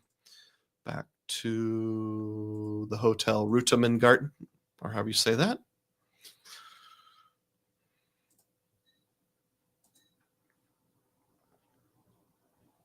All right, let's check the rooms out. We've got a standard double, a double room with balcony, and that's it. So we're going to have to compromise. The boys are going to have to share a bed whether they like it or not. I don't know. If you have, it looks like there's actually 2 separate mattress pads. Maybe that wouldn't be all that bad. Yeah, and the courtyard view is a little less expensive than the street view, which is totally fine with me. They have exactly 2 rooms left, so maybe it's time to go out and reserve that using my CSR. What do you guys think? But then we have airport considerations and repositioning considerations. I'm not sure. Holiday Inn Express. Tom, Holiday Inn Express says, Mike. Tom Graber says, yep, just start speaking English. They all do. Okay, so I'm not so far off. All right, so I'm going to have to do some thinking here. This is a topic, like I said, this is a stream of consciousness topic. I don't have a good answer here. I'm not exactly sure what the answer is. Do I head for Vienna and not visit the homeland, but say, I'm in my country of ancestry? Or do I accept the inconveniences and dive in? Maybe I'll ask the family's opinion. That brings the theme of the day to an end. So for those of you who are not familiar with the tradition is that I will take a bathroom break. And then after taking the bathroom break, I will come back and do the questions that were posted on the thingamajig. And by thingamajig, I mean the community tab. Stay tuned. I'll play some music for you here, and we'll all resume. So if you're getting an advertisement, please just hang in there. It's fine. Let's do some night driving. Be back in 90 seconds. Stay tuned.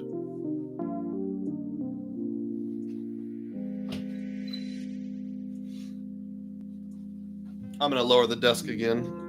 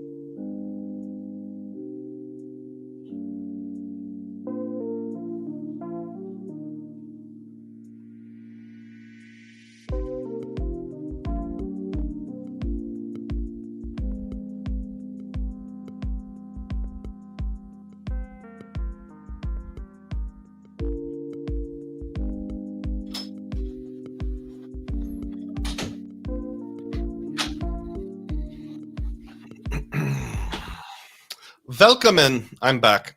Thanks everyone for hanging in there. Catching up on comments here. Oh, there are no other comments.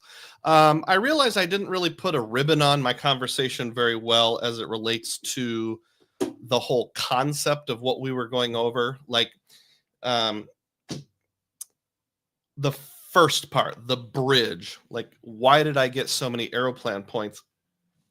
Trying to think of different ways that you can use points and miles indirectly instead of directly. So not transferring to a partner. So not transferring to Hilton, not transferring to ANA, not transferring to Aeroplan, not transferring to Hyatt. But like if you just got to go buy the Sauerkraut Hotel in Landau, what are some good ways to do that? Well, the Aeroplan card is one. And I'll loop back around to that in just a second because I have a question on the community tab that directly goes with that. Ooh, got a burp. Hopefully the mute button worked. Domestically, if you have the US Bank Altitude Reserve, that works with real-time rewards. It will earn at 3x on international travel, but you can't do redemption. So that's out. There's, of course, cashing out points. So, Citi, you can cash out penny point. Wells Fargo, Chase, you can do penny points. Don't like that as much. There's the various portals that give you a lift up. You've got 1.25 on the Sapphire Preferred, 1.5 on the Sapphire Reserve. Not every hotel shows up on there. And of course, you don't earn anything on those. That's another reason why you might prefer something like the USBAR or the Aeroplan card. At least you earn a little something. Capital One, the Venture X or the Venture card, you've got your travel eraser, but that's only a penny a point. Mike said there are Holiday Inn Expresses about an hour bus ride away from Landau? Price was right, but that may be too far. I will look into it. Thank you, Mike. I appreciate that. One thing that I like to shoot for is a restaurant that has a hotel in the restaurant. Nope, said that backwards. A hotel that has a restaurant inside the hotel, because then I can charge the meals to my room, pay with my Aeroplan checkout, and pay myself back and maximize earnings that way. Let's just investigate it right now. That Holiday Inn Express that Mike's talking about, I feel like I need to reward his efforts here. I keep unsharing my screen. I should stop doing that.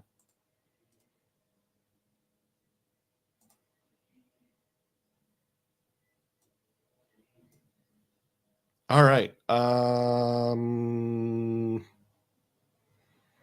do I go back to a list view? Maybe I'll just hit the X there. Search by property name, Holiday.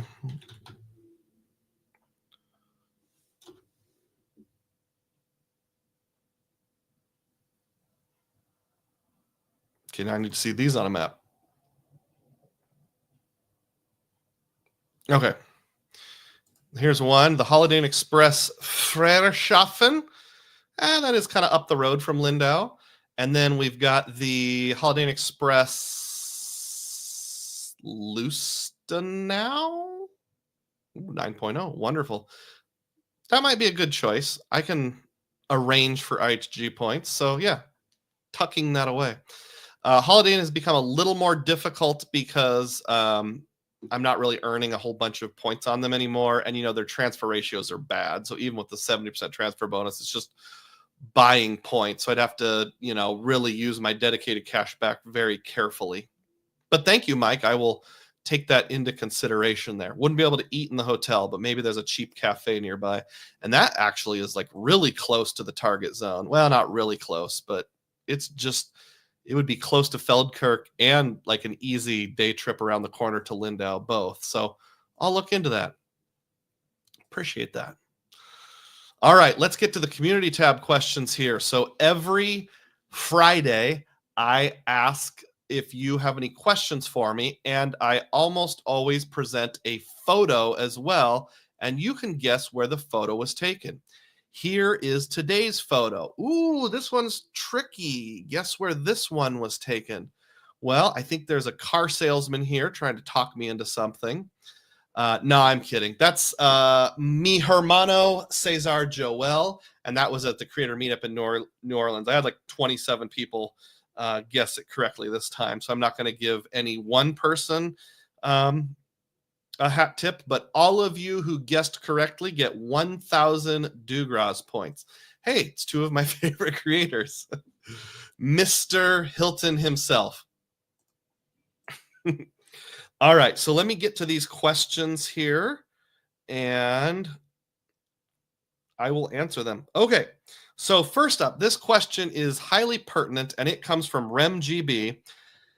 Thanks to you, I got the Aeroplan card so that I can also pay myself back on travel experiences using my Chase points at 1.62 cents per point. You're the only YouTuber I know that champions this card. You should do a FAQ or something all about it. One question is, now that I have a new Aeroplan number and the credit card, how do I make sure I get the 10% bonus due to being a card member when I transfer from UR to Aeroplan? For me, it just happened automatically. So once the card is open, just make sure that when you applied for the card, you tied your Aeroplan number to it, or if they assigned you one, then there's no problem. It'll happen automatically. I guess I can't guarantee it, but 99% chance it'll happen automatically. Planning to transfer 100,000 UR points so that I can redeem max 200,000 with pay yourself bonus, factoring in the 70K sub, plus it'll turn into 130,000 after my 10 and 20% bonuses. If I make travel purchases to meet the sub spending requirement, can I use pay yourself back on those same expenses once my sub posts? Any feedback on my plans? Keep up the great work. Absolutely.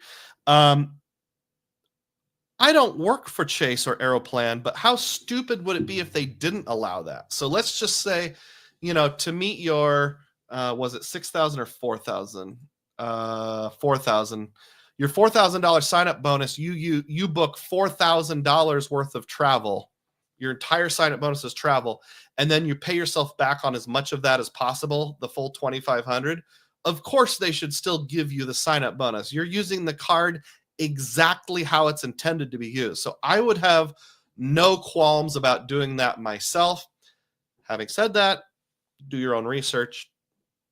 I don't think it would be a problem. I wouldn't have any problem doing it. Your mileage may vary, but I really doubt it would. There was one other question about the Aeroplan card. This is from Ron Byrne. This is a great question. Why do you choose to use the Aeroplan pay yourself back feature rather than using a cash back card? I would think you could get as much or more value out of a cash back card of 3 to 4% rather than the 1.25% of the pay yourself back. I'm just trying to understand your rationale and math. I like your numbers and spreadsheet. Thanks, Ron.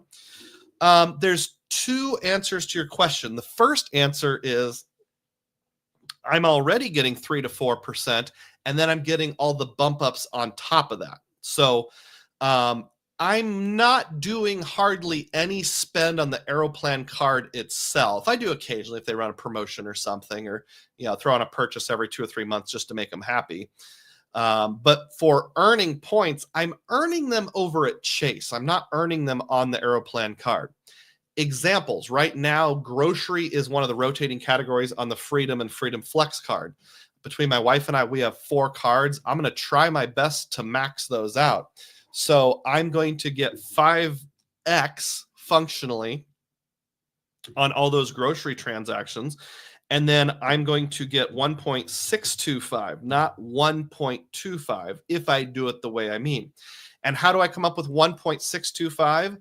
It's 1.2 when you hit a transfer bonus, like right now for the next 4 days. It's an extra 10%, always if you have the Aeroplan card, transfer at least 50K. So we've got 1.3. And then you redeem at 1.25. So if you take 1.25 times 1.3, you get 1.625. So that 5% I'm earning at grocery stores on my Freedom Flex, used with a 1.625 pay yourself back, I am getting functionally the cash back equivalent of 8.125% cash back. I don't know of a whole lot of cashback cards that are going to beat that. So that's why I prefer Aeroplan over a pure or true cashback strategy. And if I haven't made that clear, I'm sorry. Thank you so much for bringing it to my attention, Ron. So that's part number one. Secondly, for me, I really like corn, but also it's much easier to earn chase points in big numbers than it is to earn on cashback cards. So cashback cards usually have little sign-up bonuses, like $150, $200, whereas the Ink Train, I'm getting $20K from the referral, $75K from my wife's sub. That's $95K, or if you think about it as cash, that's $950. And then if you take that times the 1.625, that's $1,543. So just that one sub, if we use our Aeroplan method, lots of points. So Aeroplan takes a cash back strategy that centers around chase, and it's like using steroids. It's like a cheat. It's an unfair advantage. So that's why I prefer Aeroplan over just pure cash back. And I'm hoping I can make even more disciples. So thank you much for your good questions. Keep them coming. So yeah, the whole reason I got one for player 2 was because I want to double. Instead of $2,500, I want $5,000 worth. And that's just on the Aeroplan side. So with, if I compare it to what I would have on penny points, it's probably like $6,000-$7,000. Allie's here. Hey everyone, glad to be here a bit late. What did I miss? We talked about travel and should your redemptions adjust your travel, or should your travel adjust your redemptions? JP is here, my man. Great math.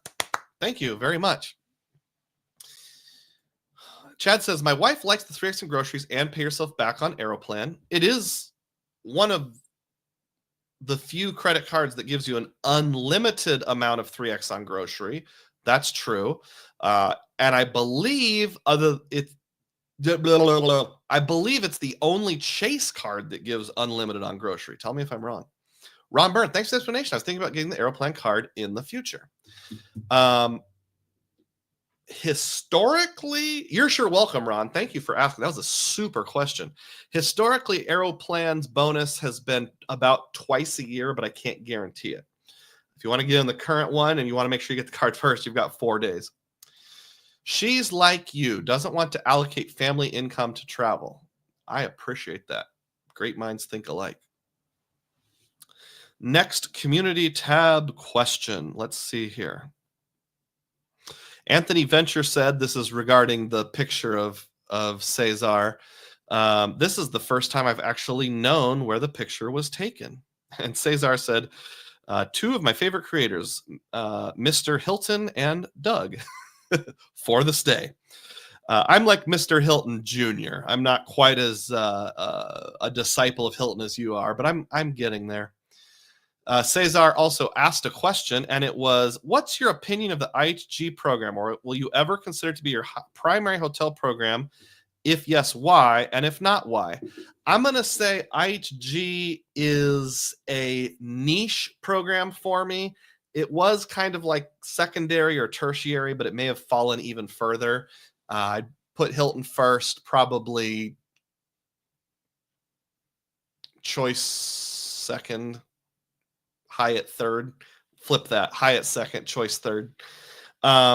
It's good for the sign-up bonus, but the earnings on the credit card just aren't exciting enough. Like the IHG cards get 5x on gas and office supply and some other stuff. But considering you can buy in at half cent each, that's really only like 2.5% equivalent, which just doesn't excite me that much.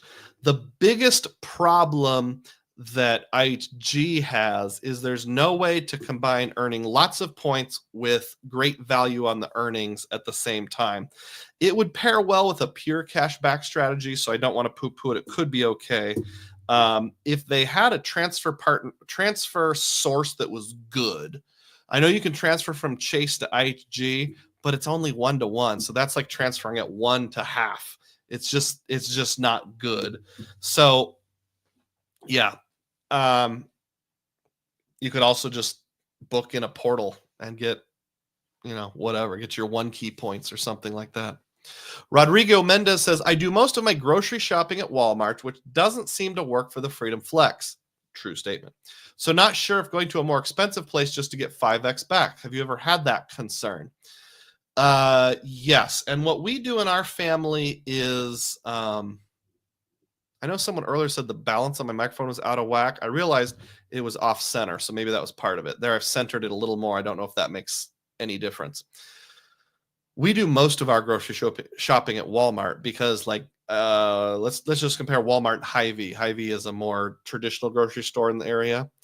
Hy-Vee is more expensive. So if I'm getting 4% more, but I'm paying on average 7 to 10% more, it's just not worth doing. So we still do most of our grocery shopping at Walmart, and I look for targeted things at Hy-Vee. Like when they have sale on pizza, I'll go there. And there's one really close to my house, so it works out just fine.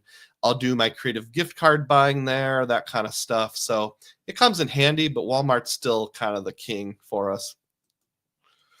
You're welcome, Cesar. And Chad says, my wife got 3X on Aeroplan, our local Walmart in Michigan. Well, your mileage may vary. That's awesome. Luke says the transfer source for IHG is your 5% cash back card. That's what I was thinking. 10 IHG points and 7 cents per point at Cayman. Interesting. Do you mean like it ends up being the equivalent of 7% cash back once you factor all the math together? Or are you saying the redemption itself was 7 cents per point? Because if so, that is not 0.7. That would be off the charts. You're going to have to show us that one. I find it a little hard to believe. David Williams says, I'm still waiting on my 165 IHG Marriott 5 night or 120 Inc. preferred. I'll apply first chance that comes up. Cesar says it's cents per point. It's not 0.7. So it must be because it's so high end, you kind of top out at the high end of their chart or something like that. So if I'm ever going to the Cayman Islands to do some creative banking or something like that, I'll have to keep that one in mind. Thank you very much. Next question. John's Credit and Travel says New Orleans for the guess. Richie, the CEO, says this place seems familiar. All right. Sleepy Rod asked a question. If you have a category 1 through 8 free night certificate with Hyatt or a free night certificate with Hilton, where would you use it and why? Oh, I just saw one recently and I couldn't remember where it was. It was someplace that was flipping awesome. It was in Europe.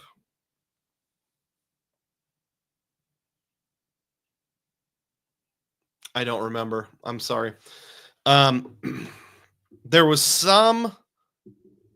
Oh, it was a SLH property. So there was a small luxury hotels of the world property somewhere in the United Kingdom. I don't remember if it was in Scotland or it was in Birmingham or something like that. But one of those. So one of the small luxury hotels is where I would use the Hilton one in jolly old England, or at least the United Kingdom.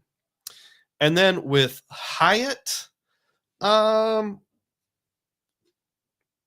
was a couple of those places in Switzerland also that were pretty awesome, that were category like 7 or 8, something like that.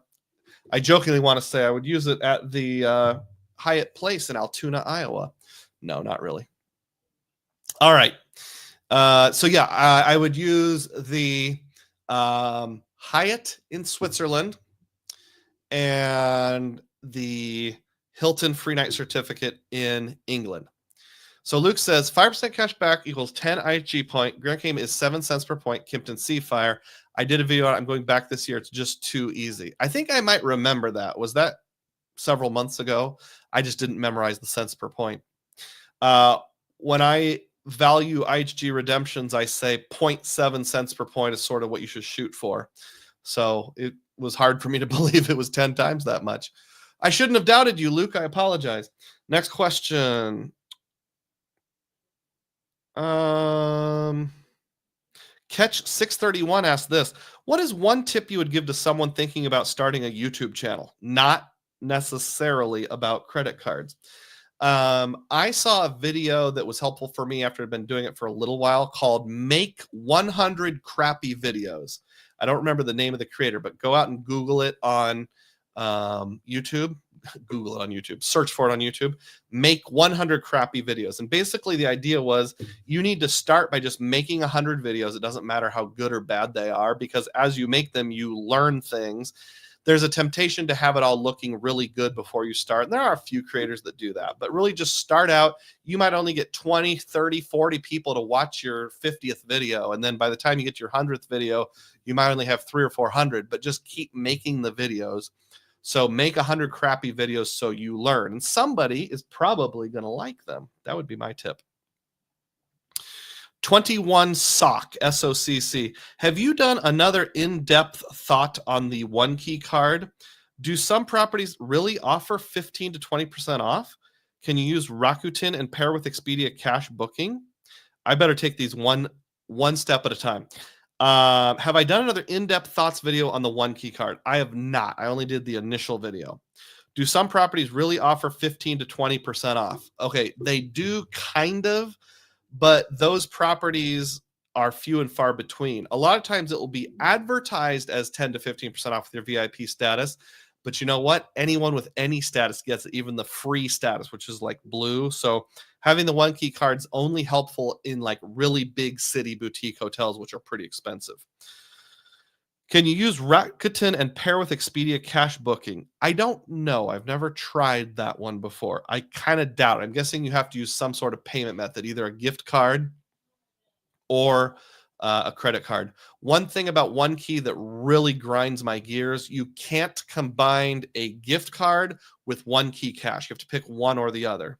So let's say you got a $50 hotels.com or one key cash gift card for Christmas, and you want to use all your one key cash except for $50 at the Schlackenbach Hotel in Landau.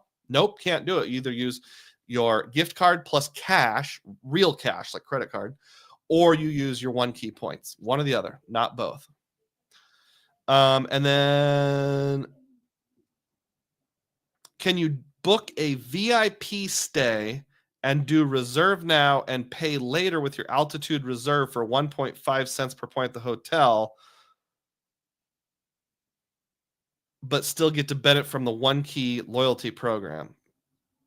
That would probably work in America, not overseas. So you could probably do a book now, pay later VIP stay on one key, get your points on one key, then use your altitude reserve to pay and pay yourself back. I'm pretty sure that would work. Lots of good questions there, 21 Sock. Thank you. If there's interest in the one key program, keep them coming. It's going to be nuanced. I'm not going to be, a yes man for them. There's going to be pros and cons, and I'll tell you what the cons are. Rodrigo says, so I guess you wouldn't use your free night certificate at the Maldives? Look, maybe someday I'll go to the Maldives, but it's going to be down the list of ways. Ian K said, I'll take New Orleans for 70,000 Dugroz points. Nope, 1,000. That's all you get. I decide. Filmo says, clearly this is a picture from the Cesar's Boruca Jedi Training Academy. And I said, what's Boruca? And he says, Puerto Rican, of course. Oh, okay. Boruca is another word for Puerto Rican. I'm sorry, I wasn't familiar with that word. So it's like Cesar's Puerto Rican Jedi Training Academy. I got you. Thanks, Filmo. Appreciate that. All right, I'm just going to take one more look here. I'm pretty sure that's all the questions from the community tab. If somebody has a question that they just thought of that didn't make it on there, please post it. If you didn't post it until after the live started, I may not have seen it in time. That's all of them. Okay, super. Last question, last chance to ask a question here. And if you want to drop a super chat to support my channel, you can do that too. Allie has one. Do you plan for the distant day you and your wife are empty nesters? I do. I mentioned this to Mike from What's the Points on one of his videos. I still like Hilton. I think I can grow up with Hilton. So right now, while I have 2 kids, all my stuff about connecting rooms and, don't want a hotel that's too fancy, and I want one with the, restaurant in the lobby and maybe a swimming pool. Embassy Suites is perfect. A Hilton is perfect. Like the Hilton brand Hiltons, like the Hilton London Tower Bridge. The Hilton in Vienna is perfect. Double trees are perfect for us at this phase.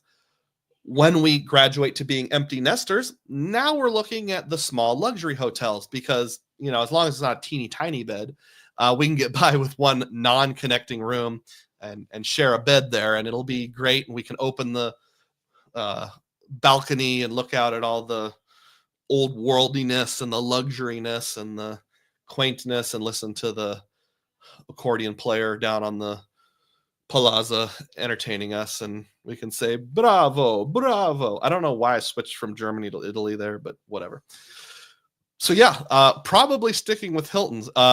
We're going to go to all the weird places when we're empty nesters that you have to drive 3 hours to get to, like Beatrice Potter's house, those kind of things.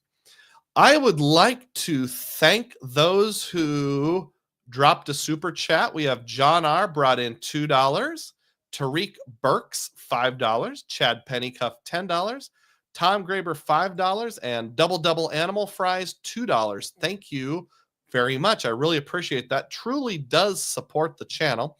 If you haven't done so yet, please click like, even though I'm almost done. That'll help more people to watch this after the fact. If you have any suggestions for videos or topics on this sort of topic of the hardships of traveling when where you want to go doesn't fit neatly into the 7 to 10 most common redemptions, put them in the comments down below, even after the video is over, or on any of my videos. And as always, may your spending be frugal and may your points be plenteous. Thanks for watching. Have a great day, everyone.